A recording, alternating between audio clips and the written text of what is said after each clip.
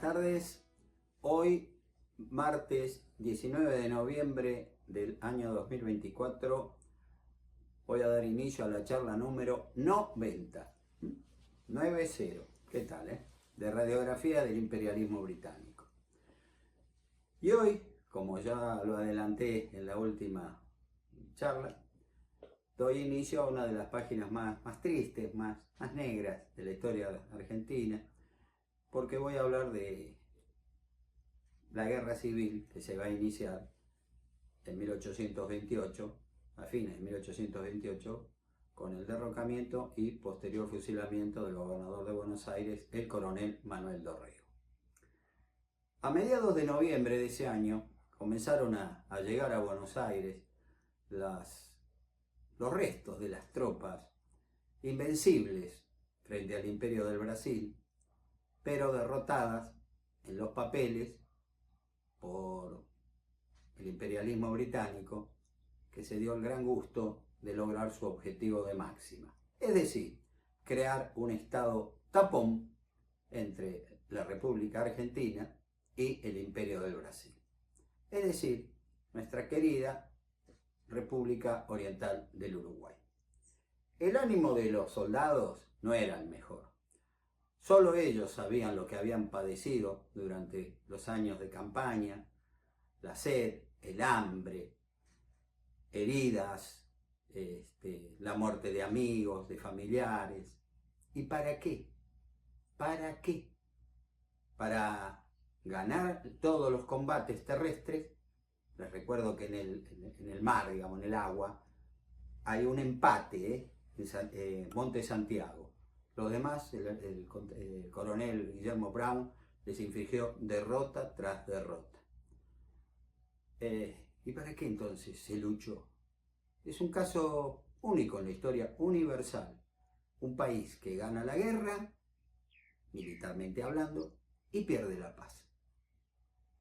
Son esas cosas que, por eso quizás esta guerra del Brasil, como muchos de ustedes me han escrito, prácticamente no la conocen. No se la conoce porque se la oculta, porque es tan vergonzosa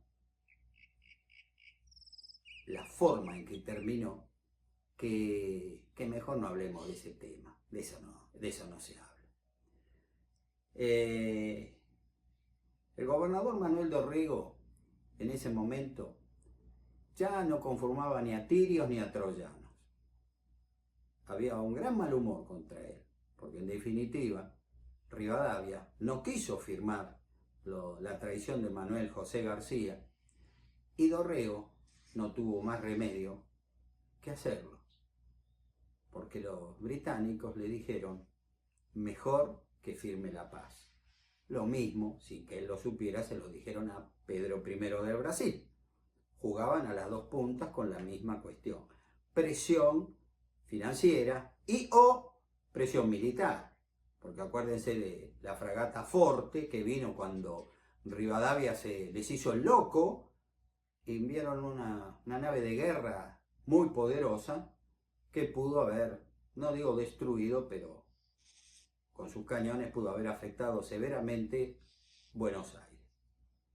La cuestión que las tropas, muy malhumoradas, por decirlo menos, encima se las sometió a un escarmiento gratuito.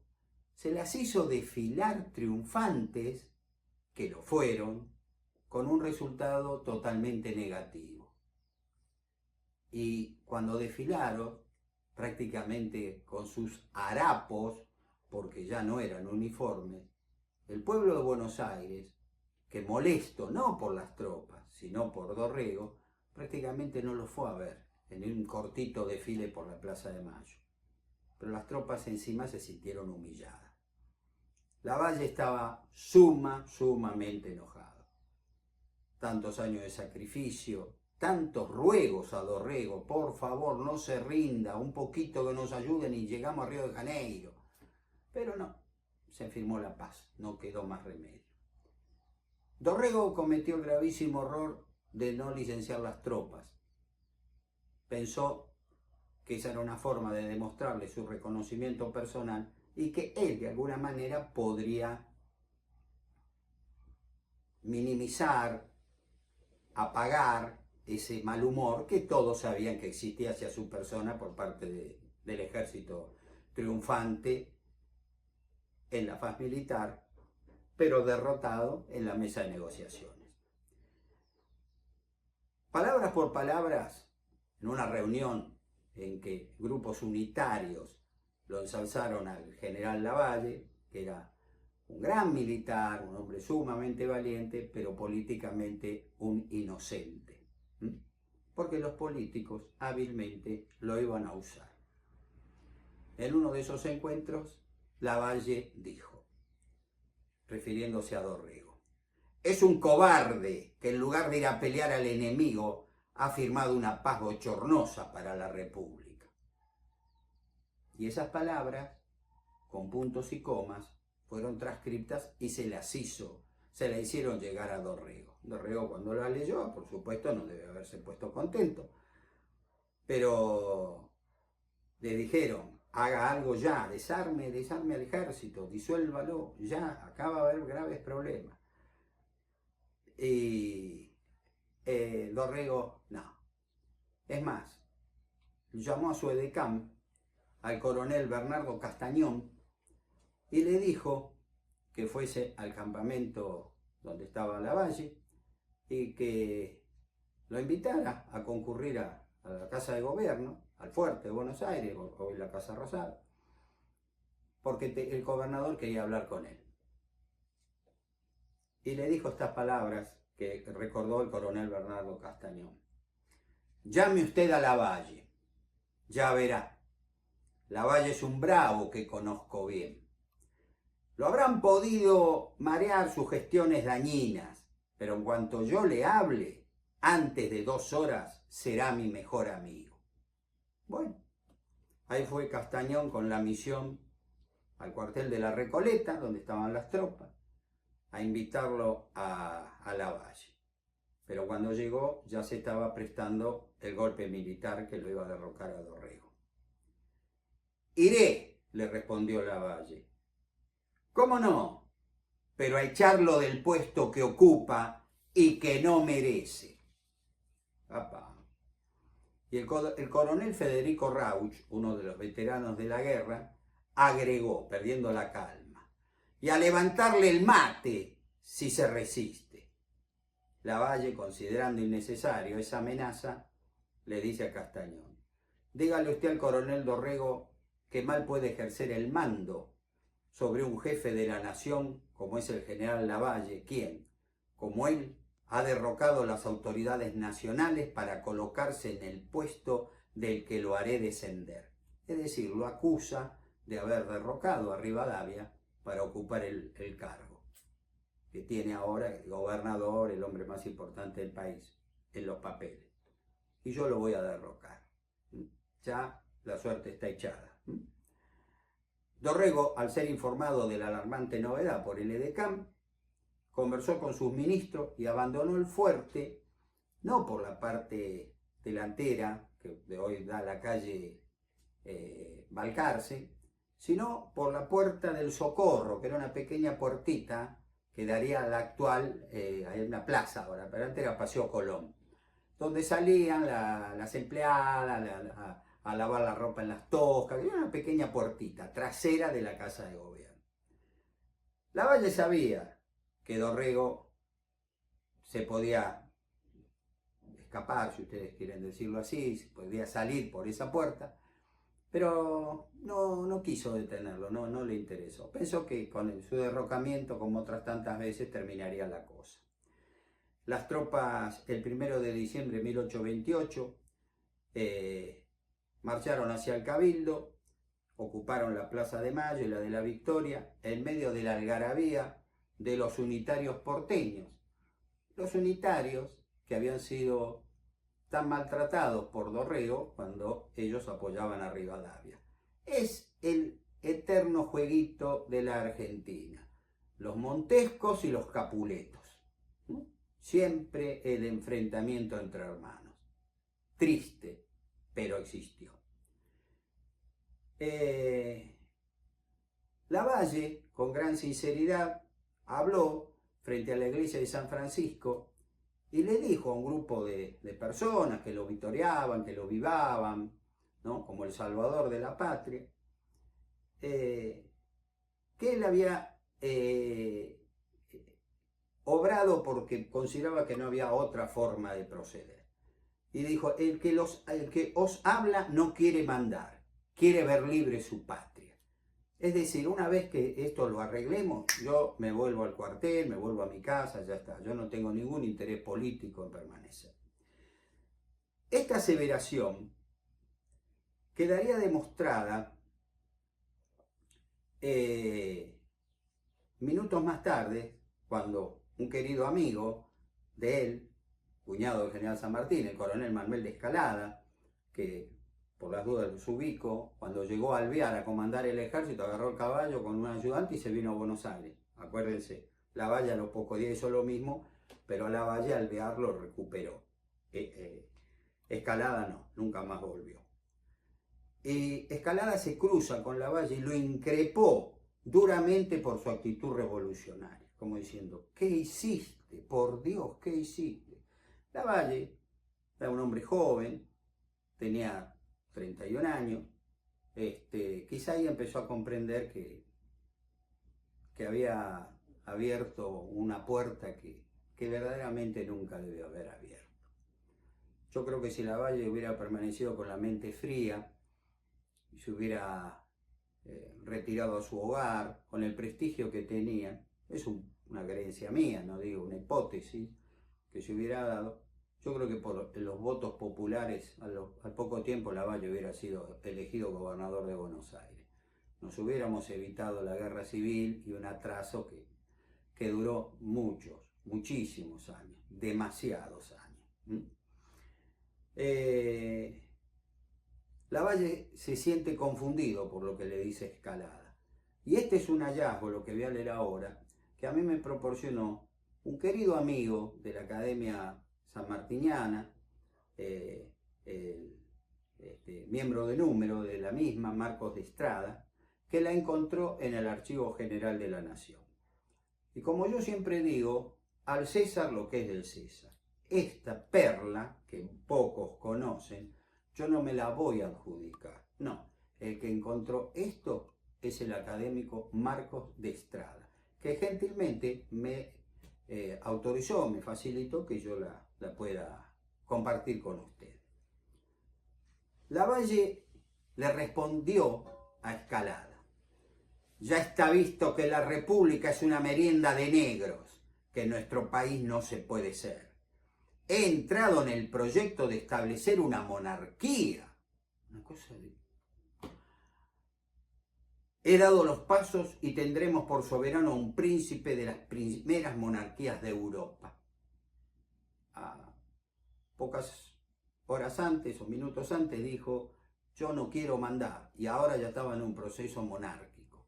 Verdaderamente la confusión de Lavalle asombra. Fue elegido en medio de una vorágine por unanimidad como nuevo gobernador de Buenos Aires. El pueblo lo vitoreó, o gran parte del pueblo vitoreó la elección, y los ministros del derrocado coronel Manuel Dorrego se pusieron a sus órdenes. Reconocieron y mandaron reconocer como gobernador provisorio al general don Juan Lavalle. Es decir, era como un baile, una contradanza. Entra uno, sale el otro, sin derramamiento de sangre, sin disparar un tiro, por aclamación popular, los ministros que se le pasan en masa, digamos, a Lavalle, los ministros de Dorrego, y ahí habría concluido todo. Pero, ya lo dije, se había abierto una puerta que jamás se debió haber abierto. El sábado 6 de diciembre, o sea 5 días más tarde, llegaron las noticias a Buenos Aires que el coronel Dorrego y el comandante de la campaña, Juan Manuel de Rosas, un hombre que en su momento ha apoyado con sus fuerzas, con sus tropas, armadas en San Miguel del Monte, los Colorados del Monte, yo ya eso lo he explicado, Seguían reuniendo tropas, no reconocían el gobierno revolucionario de Lavalle, y entre estas tropas, entre estas fuerzas, como Rosas tenía muchos contactos por sus grandes posesiones ganaderas con los indios pampas, araucanizados, que rodeaban nuestra campaña, estos fueron aliados para derrocarlo a Lavalle.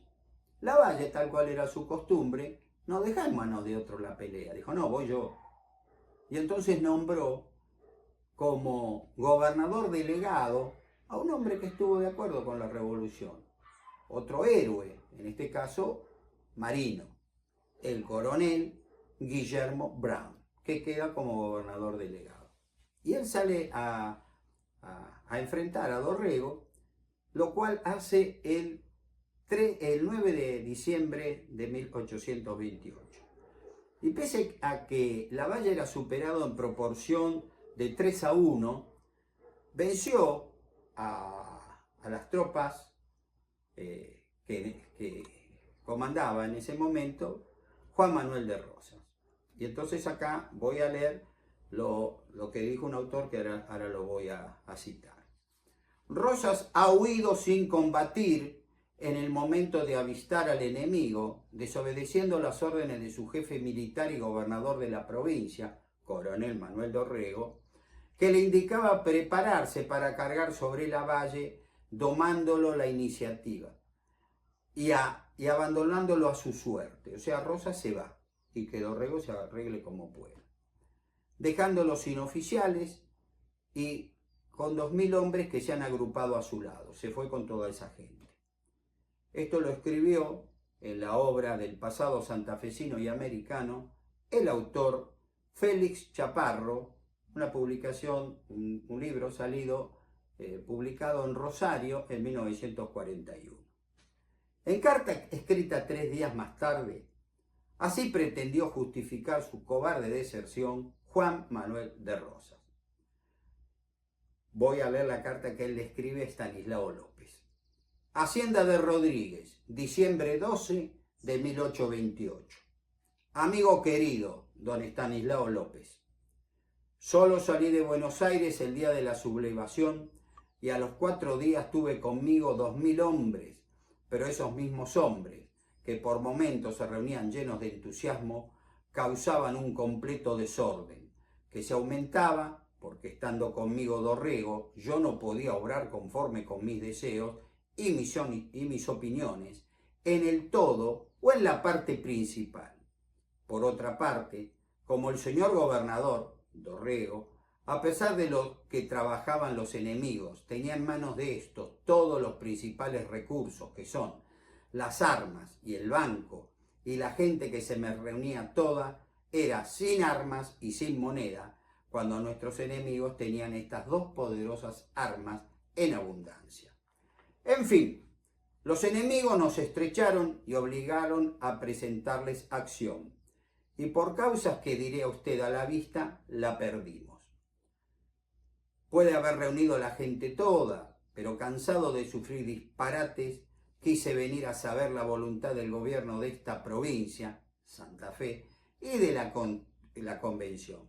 Por esto quise traer a la gente, ni decirles que venía, y a pesar de esto, y de que he procurado venirme escondido, se han venido varios jefes de los regimientos, algunas tropas y oficiales, y vendrán cuando se quieran si se les llama. Esta vez se ha uniformado el sistema federal, a mi ver, de un modo sólido absolutamente. Al gobernador Dorrego lo prendieron los húsares. El autor de ello es el oficial Hacha, que es un malvado, pero para mí la tropa de los húsares será nuestra.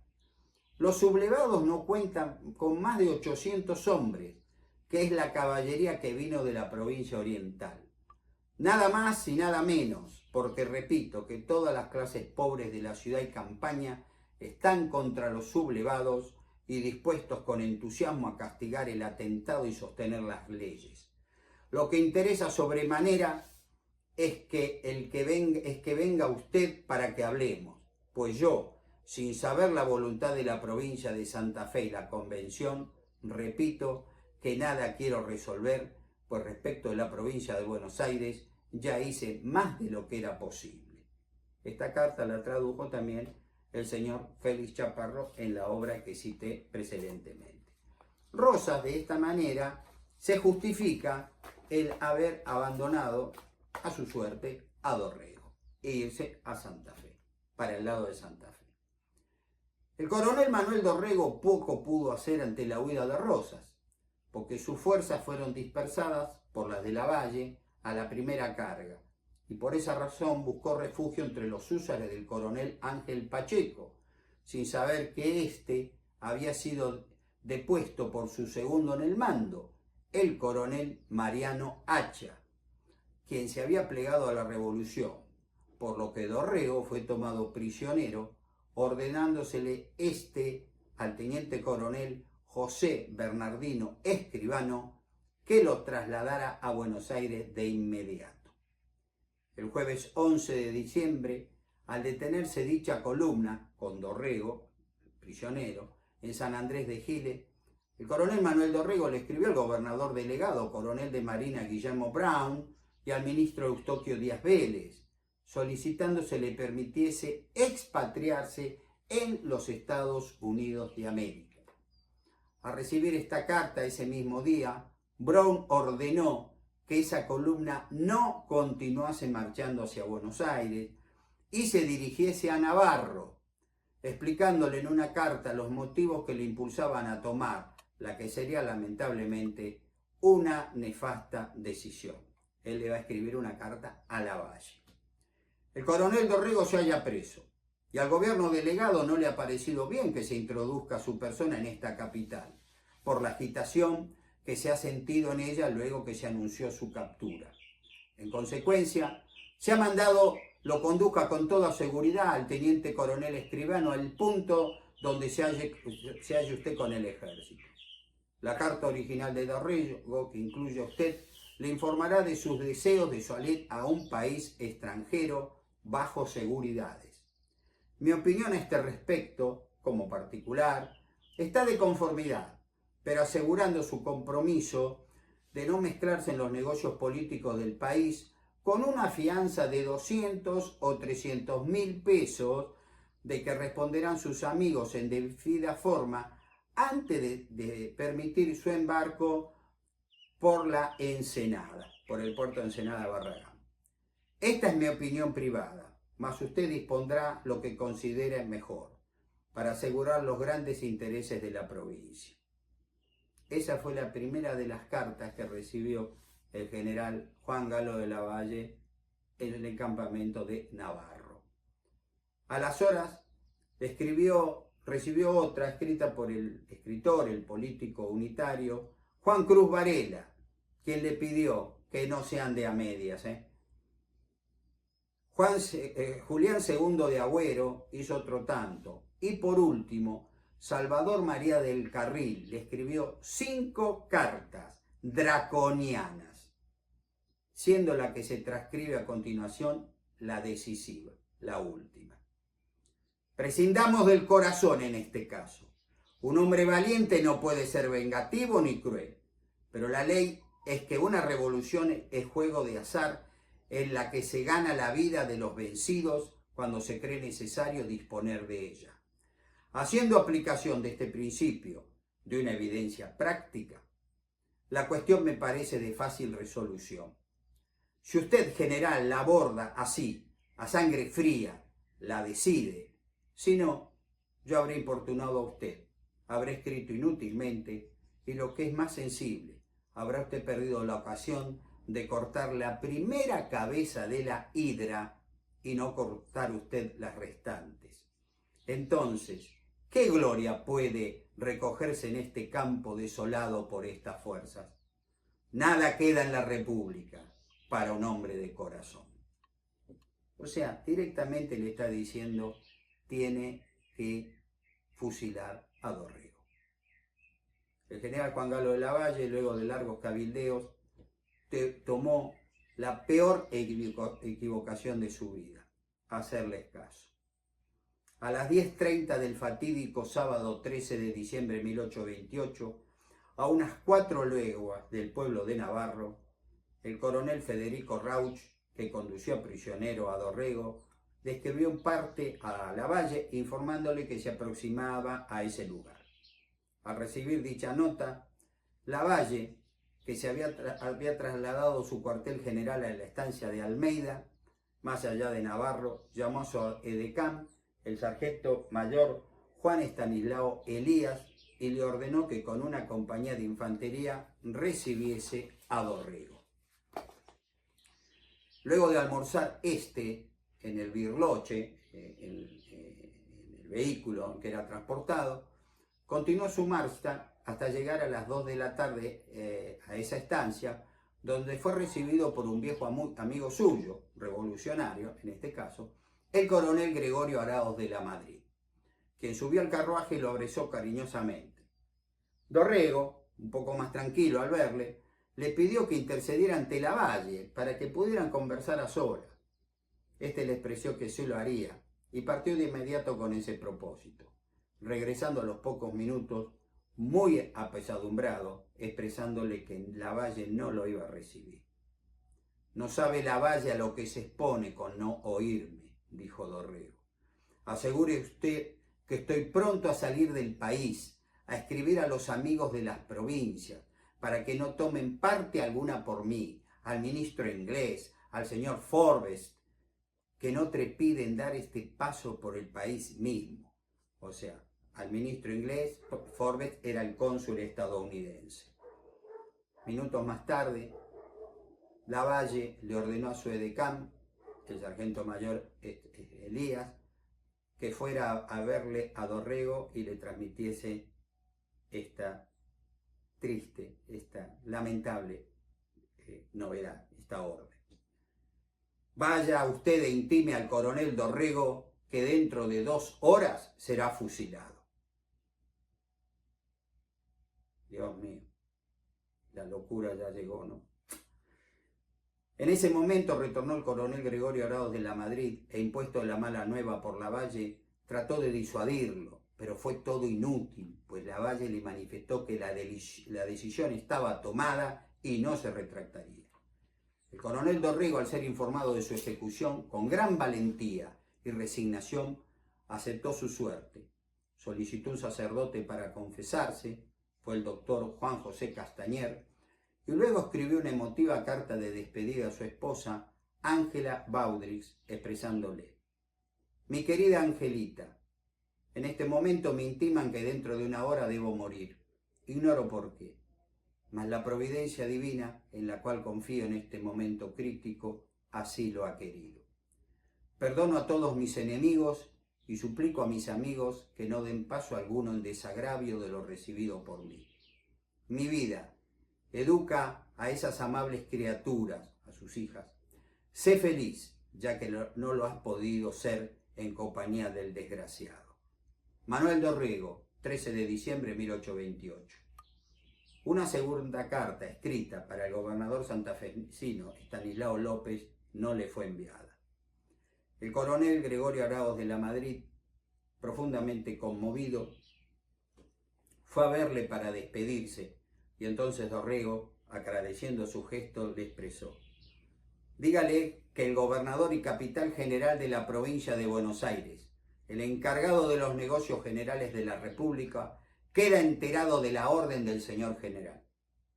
A un desertor al frente del enemigo, a un bandido, se le da más término y no se lo condena sin permitírsele su defensa. ¿Dónde estamos? ¿Quién le ha dado esta facultad a un general sublevado? Hágase de mí lo que quiera, pero cuidado con las consecuencias. Próximo momento de su ejecución, el coronel Manuel Dorrego le entregó su chaqueta y otros objetos personales para su esposa e hija. A continuación, le pidió que lo acompañara al lugar donde iba a ser fusilado, pero la Madrid, visiblemente acongojado, se negó a hacerlo. ¿Por qué, compadre? ¿Tiene usted a menos salir conmigo? Hágame ese favor, que quiero darle un abrazo al morir. Gregorio Araoz de la Madrid, conmovido, Al borde de las lágrimas, con un hilo de voz le respondió a su desdichado amigo: no, de ninguna manera tendría yo a menos salir con usted, pero me falta el valor y no tengo corazón para verle en este trance. Abracémonos aquí y Dios le dé resignación. Comprendiendo sus motivos, Dorrego y la Madrid se confundieron en un fraternal y fuerte abrazo, en el último de su vida, pues se tenían gran estima. A continuación, el valiente tucumano se retiró presuroso del lugar, llorando, ya no podía ocultar sus lágrimas. No quería que Dorrego lo viera derrumbarse. El coronel Manuel Dorrego fue escoltado por el pelotón de fusilamiento hasta un corral de vacas donde se llevó a cabo la ejecución. Marchó sereno y con gran valor, en ningún momento flaqueó. Los hombres que formaban su pelotón de fusilamiento se alinearon en silencio. Una descarga cerrada consumó la tragedia que enlutaría el país y que aún hoy nos sigue lastimando. Los soldados, luego de cumplir su triste misión, se retiraron en silencio y cabizbajos. Muy nervioso, al oír la descarga de fusilería, Lavalle le dijo a Elías, su edecán, que estaba a su lado, con un hilo de voz: amigo mío, acabo de hacer un sacrificio doloroso que era imprescindible. Minutos más tarde se llevó a cabo una reunión con los jefes de la división revolucionaria y Lavalle así les habló: estoy cierto que si hubiese llamado a todos los jefes a consejo de guerra para juzgar a Dorrego, todos habrían sido de la misma opinión que yo. Pero soy enemigo de comprometer a nadie y lo he fusilado por mi orden. La posteridad me juzgará. Así, mis amigos, se consumó la tragedia en Navarro el sábado 13 de diciembre de 1828. Tragedia que no debería haber ocurrido. Pero Lavalle, que era ese valiente oficial, el hombre de las cargas invencibles, el Aquiles, admirado por las tropas, cometió un gravísimo error. El coronel Manuel Dorrego, que estuvo mal en socavar el poder de Rivadavia, murió como lo que fue, como un verdadero valiente. Yo me imagino que hay que ser muy, muy valiente, hay que tener mucho valor para enfrentar a la muerte como él lo hizo. Así, vuelvo a repetir, se abrió una puerta y lo que viene va a ser muy, muy duro. Han sido ustedes muy amables, no estoy fingiendo, estoy conmovido. Yo, por supuesto, esto lo escribí, esto lo sé, pero cuando lo leo lo lamento tanto, porque estos dos grandes hombres no tuvieron que haberse enfrentado de esa manera. El resultado no debería haber sido ese, pero fue, lamentablemente fue. Si Dios quiere, nos veremos dentro de una semana con la charla número 91. Como siempre, han sido ustedes muy, muy amables al escucharme. Muy buenas tardes.